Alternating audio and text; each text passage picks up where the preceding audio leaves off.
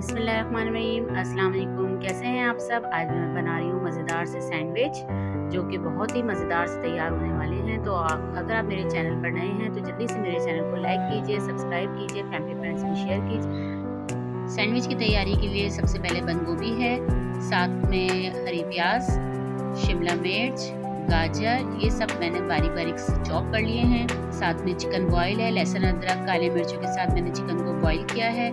और साथ में 2 अंडे हैं जो कि बॉईल हुए हुए हैं। 1 टेबल स्पून पिसी हुई काली मिर्चें और साथ में हस्बे ज़ायका नमक इसमें शामिल कीजिए।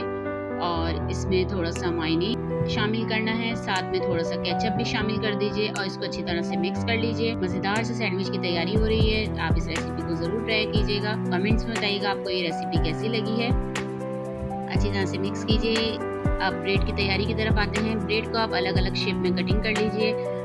मैंने स्क्वायर शेप भी किए हैं और कुछ राउंड से शेप में भी मैंने इसकी सर्कल टाइप में भी कटिंग की है। अब इसके अंदर सबसे पहले हम बटर लगाएंगे ब्रेड में। साथ में इसके बाद जो हमने सब्जियों का और चिकन का अंडों का मिक्सचर तैयार किया है तो वो हम इसमें फिलिंग कर देंगे। तो आप इस रेसिपी को ट्राई कीजिए, फैमिली फ्रेंड्स में शेयर कीजिए।